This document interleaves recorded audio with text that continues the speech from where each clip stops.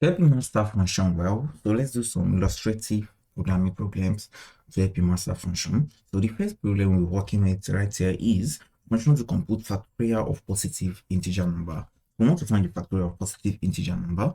So we are going to define a function called factorial. So now we're having a function called factorial, right? So function for factorial and it's collecting a number. We are going to name this number k. You can name whatever you want, k, like the parameter k or n. So what we want to do now is set the factorial equals to 1, the present one equals 1. And what we want to do is to say for I in range. So for I in range, starting from 2 to k plus 1. So let's say, for example, now we are looking for the factorial of 3, right? So factorial of 3 is what? 3 times 2 times 1, right? It's going to give us the factorial of 3. But usually when we are using range, the first parameter right here is inclusive, while the last one is exclusive. But now, when we are saying from range 2, okay, let's say now our k is 5, and we are saying from range 2 to k plus 1. So we are automatically saying we want 2, 3, 4, 5, 6 to be included. But knowing that the last digit there is exclusive, so it's going to stop at 5. So if we have not added this one before, it's going to stop at 4 instead of 5. So that's why we added plus 1 into that place right there. So if k is equals to 5, then it's going to be that way. So now, what we want to do now is the first factor here is already equals to 1. So we don't need to start from 1 again. So that's why we are starting from 2 instead. So what we want to do is just say this factorial is equals to, that's we are multiplying this factorial by the present value of I. So this is just the same thing as us saying factorial is equals to factorial multiplied by I. You understand? So what we want to do now is now return the factorial itself after we've gone through this for loop itself. So how do we do this now? What can we use this to do? So we can just say, okay, now we can say, okay, we want to find a factorial of 3. So 3 is equals to 6, right? So when we run this now, we are getting 6. Do you understand that? We are getting 6 as a factorial. So when we run 7 2 now, we are getting a factorial of 7 as the answer. So what can we use this to do? We can actually use this program to find the binomial coefficient, that's n combination r, right? So let's just say we have this input now. We are collecting this input now where n is equals to what? Int. Now we are inputting this, okay? Enter the value of n, right? So we are saying enter the value of, okay, sorry about that. Enter the value of n. So we are collecting the value of n right here, and we want to collect the value of r also. So I'll just go ahead and just say this will be r instead. So now we're entering the value of r instead too. So what we want to do here is n combination r will be equals to what? So this will be the int of factorial, sorry, int of factorial n divided by factorial r instead. So our equal to sign here. So you understand this now. Divided by factorial r instead, multiply by factorial. So you should remember this is the formula for the binomial coefficient n combination r, which is defined as n combination r is equals to n factorial over r factorial into bracket n minus r factorial. So we are going to do n minus r right here, right? Then we can now print out the value of n combination r right here. So here we are printing out value of n, the value of n combination r, okay, and that says equals to. So if we say n combination r now is equals to, you can just go by comma here. So n combination r. So if we run this code right here, when we enter the value of n as 5, then this as 3.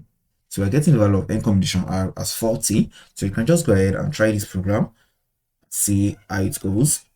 Yes, just try it with different values and see what happens. So let's move to the next example we'll be working with today. So next now we'll be working on looking at a function to find the HCF of two positive integers, right? So now we can just say we have a variable here, okay, a function here called find HCF, right? So here we are having two positive integer m and n, right? So what we want to do right here is to have a local variable called r, and this is standing for the remainder of these two. So using the modular operator here, and we are getting the remainder of these two. Then in any condition where the remainder is equals to 0, we want to return n as the HCF. Otherwise, we want to set m is equals to n, and we want to set n is equals to r. So this is simply how this function works.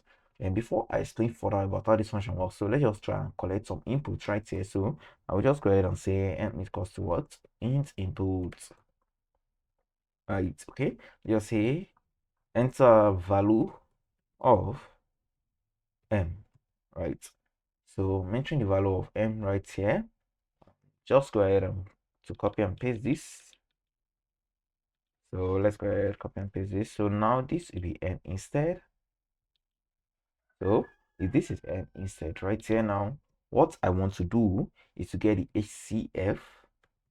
So this can also be called the greatest common divisor, right? That's GCD. So I want to find the HCF now, and I'll call this function find HCF using this 5, okay, sorry, using m and n. So now I want to print out the value of the HCF right here. So I'll just say, using a formatted string right here, I'll just go ahead and say HCF of m and n is equals to, then I'm just having it this way, HCF, right?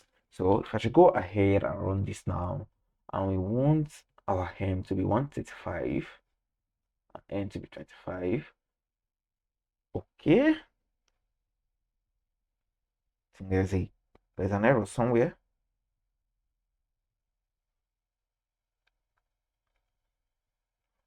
Okay, so thing is, in this function we want to always go through this.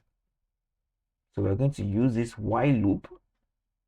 So in this function, we want to always go through this loop until we are returning a value, right? So I'm going to use while true there. Parentheses is not necessary. You can just leave it there if you want. So I'm going to say while true right there. So if I should go ahead and run this again. So let's just try this again. 135, 25. So now we're getting the ACF is equals to 5, right? Then how do we get this? How does this work behind the scene?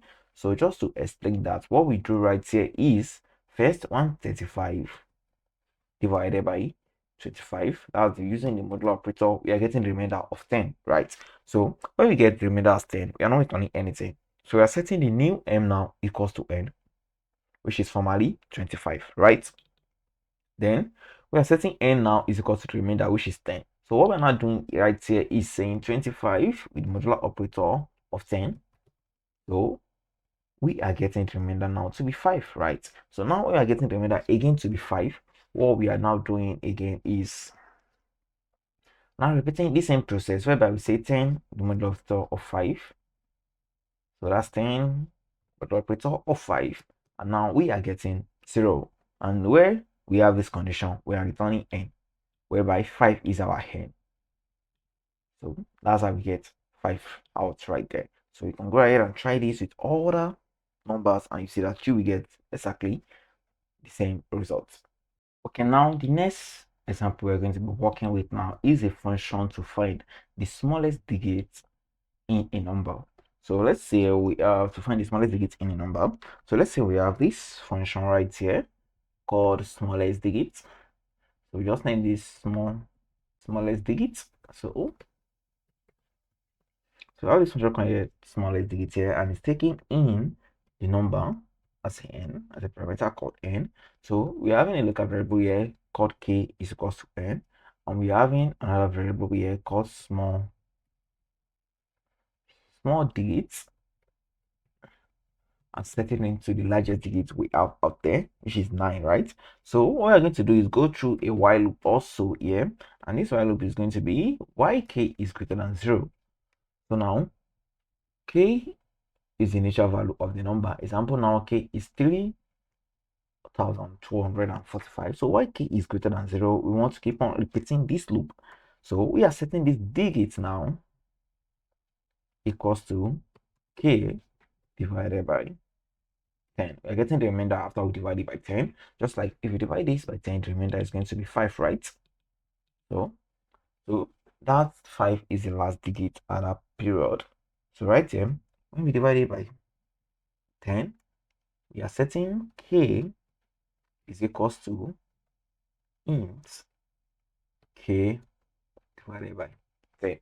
So what exactly are we doing here?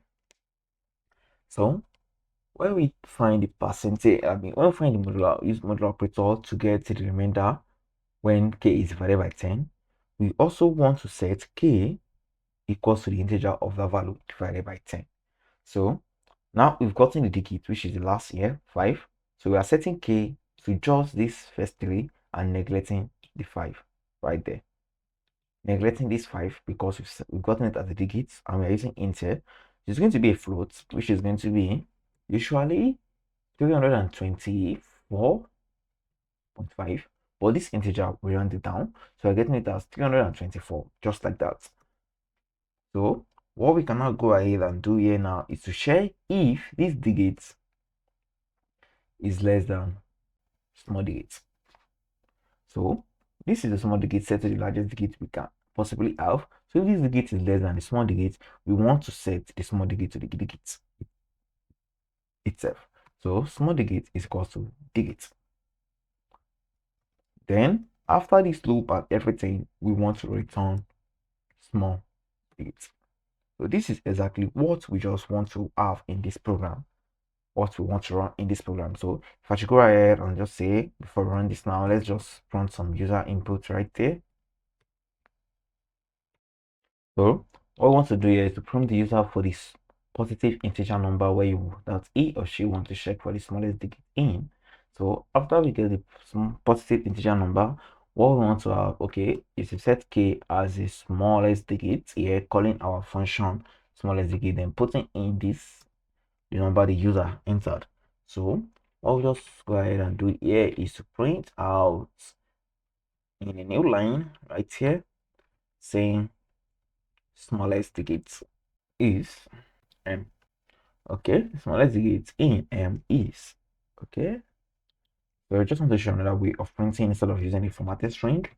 In m right here is, so it's going to be separated by space automatically. We don't need that. You can just go ahead and say k. So let's go ahead and run this. So now if you should enter the same number we're using as the example, which is 3,245. Okay, now we are seeing that the smallest digit is what, 2. So I just like to run this again. Here now we're having the smallest digit as 1.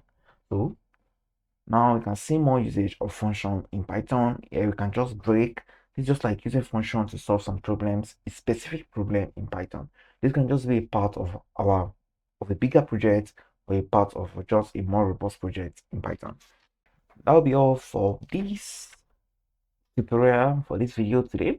So now know that now you've seen how to implement functions in your program, how to use function for some basic arithmetic problem solving, and anything you can actually do.